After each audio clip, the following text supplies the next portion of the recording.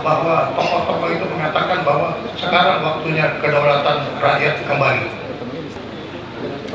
Board Office adalah bagian dari amanat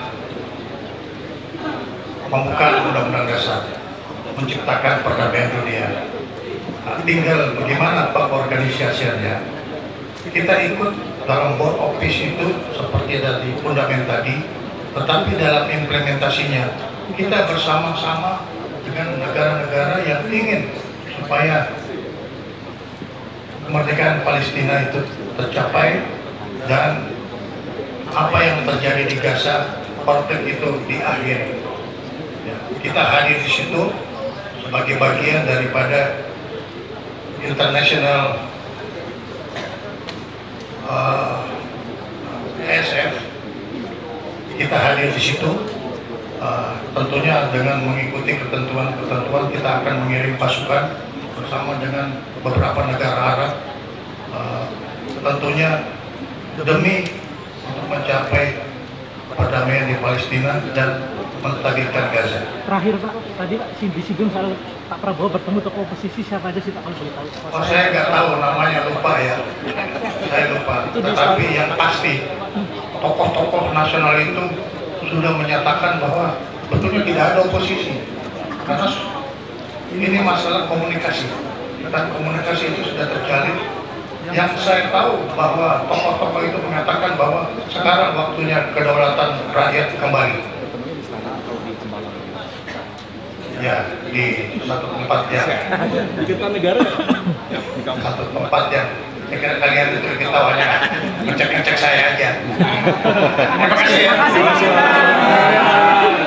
Ya biasa dong, beda pandangan politik. Saya dukung Ganjar, dia dukung Pak Prabowo, ya saya berhenti dong. Ya saya terima kasih ya kalau udah dilaksanakan ya. Karena kita harapkan ke depan tuh 100% tuh sistem supplier air stock. Makanya kita pengen dulu itu manfaatkan lahan di Tuban. Cuma kan Tuban masih mau kerja sama Rosneft yang nggak tahu nih, terusin atau enggak. Saya udah nggak ikutin, saya udah 2 tahun lebih berhenti. Nah mungkin dari teman-teman mengkoreksi, mengatakan udah dikerjakan Pak. Ya saya juga berterima kasih pada jajaran teman-teman di Pertamina ya. Apa yang saya arahkan, yang saya gariskan, termasuk di RKAP terakhir saya tahun 2024, itu mereka berusaha kerjakan.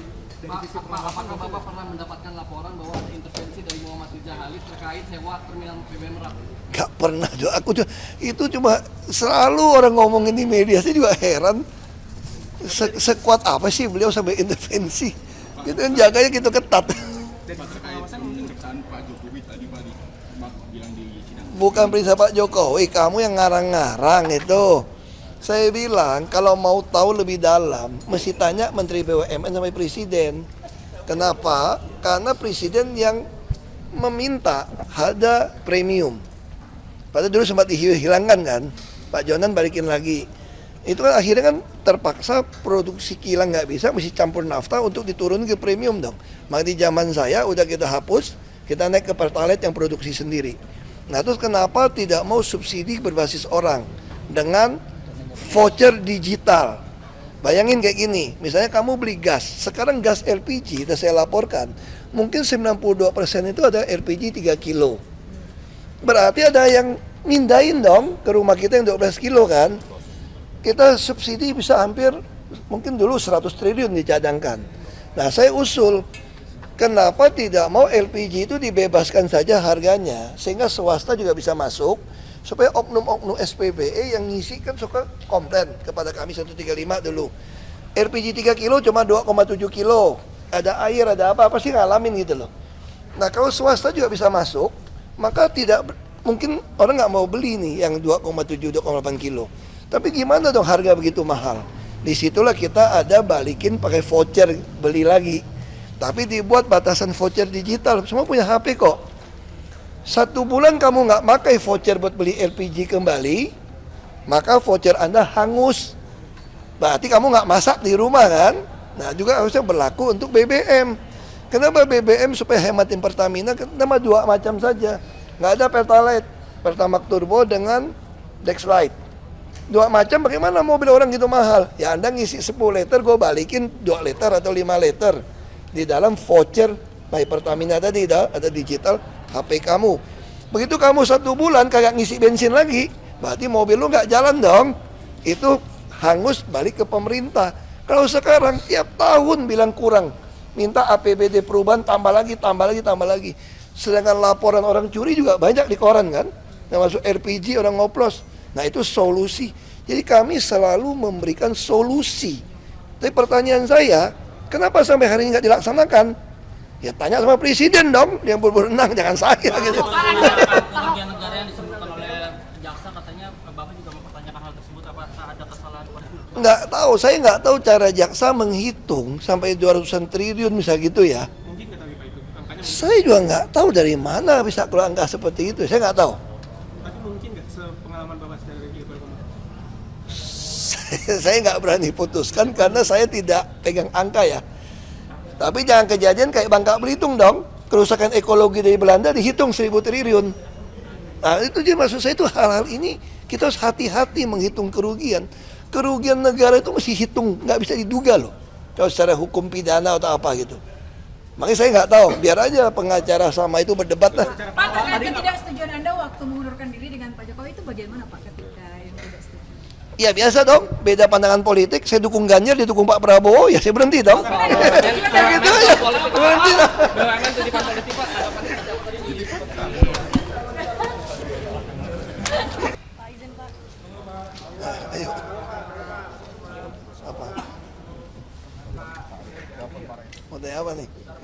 Tadi yang supply headstock kan tadi di akhir udah ada soal 15% dari kebutuhan gasolin nasional ya Pak. Itu gimana Pak? Tanggapannya udah? Ya saya terima kasih ya kalau udah dilaksanakan ya. Karena kita harapkan ke depan tuh 100% tuh sistem supply headstock. Makanya kita pengen dulu itu pakai manfaatkan lahan di Tuban. Cuma kan Tuban masih mau kerja sama Rosneft yang nggak tahu nih terusin atau enggak. Saya udah nggak ikutin. Saya udah 2 tahun lebih berhenti. Nah mungkin dari teman-teman mengkoreksi mengatakan udah dikerjakan Pak. Ya saya juga berterima kasih pada jajaran teman-teman di Pertamina ya. Apa yang saya arahkan, yang saya gariskan termasuk di RKAP terakhir saya tahun 2024 itu mereka berusaha kerjakan. Pak, apakah Bapak pernah mendapatkan laporan bahwa ada intervensi dari Muhammad Rijal Halil terkait sewa terminal BBM Merak? Gak pernah juga, aku juga, itu cuma selalu orang ngomongin di media, saya juga heran sekuat apa sih beliau sampai intervensi. Itu kan jaganya gitu ketat. Bukan perintah Pak Jokowi, kamu yang ngarang-ngarang itu. Saya bilang kalau mau tahu lebih dalam, mesti tanya Menteri BUMN sampai Presiden. Kenapa? Karena Presiden yang meminta ada premium. Padahal dulu sempat dihilangkan kan, Pak Jonan balikin lagi. Itu kan akhirnya kan terpaksa produksi kilang nggak bisa, mesti campur nafta untuk diturunin ke premium dong. Maka di zaman saya udah kita hapus, kita naik ke Pertalite yang produksi sendiri. Nah terus kenapa tidak mau subsidi berbasis orang dengan voucher digital? Bayangin kayak gini, misalnya kamu beli gas, sekarang gas LPG, dan saya laporkan, mungkin 92% itu ada LPG 3 kilo. Berarti ada yang mindahin dong ke rumah kita yang 12 kilo kan. Kita subsidi bisa hampir, mungkin dulu 100 triliun dicadangkan. Nah saya usul, kenapa tidak mau LPG itu dibebaskan saja harganya, sehingga swasta juga bisa masuk, supaya oknum-oknum SPBE yang ngisi kan suka komplain kepada kami 135 dulu. LPG 3 kilo cuma 2,7 kilo, ada air, ada apa sih ngalamin gitu loh. Nah kalau swasta juga bisa masuk, maka tidak mungkin orang nggak mau beli nih yang 2,7, 2,8 kilo. Tapi gimana dong harga begitu mahal? Disitulah kita ada balikin pakai voucher beli lagi. Tapi dibuat batasan voucher digital, semua punya HP kok. 1 bulan kamu nggak pakai voucher buat beli LPG kembali, maka voucher Anda hangus. Berarti kamu nggak masak di rumah kan? Nah juga harusnya berlaku untuk BBM. Kenapa BBM supaya hematin Pertamina? Kenapa 2 macam saja? Nggak ada Pertalite, Pertamax Turbo dengan Dexlite. 2 macam, bagaimana mobil orang gitu mahal? Ya Anda ngisi 10 liter, gue balikin 2 liter atau 5 liter. Di dalam voucher by Pertamina tadi ada digital HP kamu. Begitu kamu 1 bulan kagak ngisi bensin lagi, berarti mobil lu nggak jalan dong. Itu hangus balik ke pemerintah. Kalau sekarang tiap tahun bilang kurang, minta APBD perubahan tambah lagi. Sedangkan laporan orang curi juga banyak di koran kan, yang masuk LPG orang ngoplos. Nah itu solusi. Jadi kami selalu memberikan solusi. Tapi pertanyaan saya, kenapa sampai hari ini nggak dilaksanakan? Ya tanya sama presiden dong, dia berwenang, jangan saya gitu. Kerugian negara yang disebutkan oleh jaksa, katanya Bapak juga mempertanyakan hal tersebut, apakah ada kesalahan prosedur? Nggak tahu, saya nggak tahu cara jaksa menghitung sampai 200-an triliun misalnya gitu ya. Mungkin nggak tahu Pak itu angkanya, Saya juga nggak tahu dari mana bisa keluar angka seperti itu, saya nggak tahu. tapi mungkin nggak sepengalaman Bapak dari Gilbert Komuter? Saya nggak berani putuskan karena saya tidak pegang angka ya. Tapi jangan kejadian kayak Bangka Belitung dong. Kerusakan ekologi dari Belanda dihitung 1.000 triliun. Nah itu jadi maksud saya itu hal-hal ini kita harus hati-hati menghitung kerugian. Kerugian negara itu mesti hitung, nggak bisa diduga loh. Kalau secara hukum pidana atau apa gitu. Makanya saya nggak tahu, biar aja pengacara sama itu berdebat lah. Pak, terkait ketidaksetujuan Anda waktu mengundurkan diri dengan Pak Jokowi itu bagaimana Pak ketika yang tidak setuju? Ya biasa dong, beda pandangan politik. Saya dukung Ganjar, dia dukung Pak Prabowo, ya saya berhenti dong. Ya gitu aja, berhenti lah. BUMN titipan politik Pak, harapannya seperti apa tadi? Subscribe, share, like, and comment. Subscribe, share, like, and comment. Subscribe, share, like, and comment. Subscribe, share, like, and comment. Subscribe, share, like, and comment.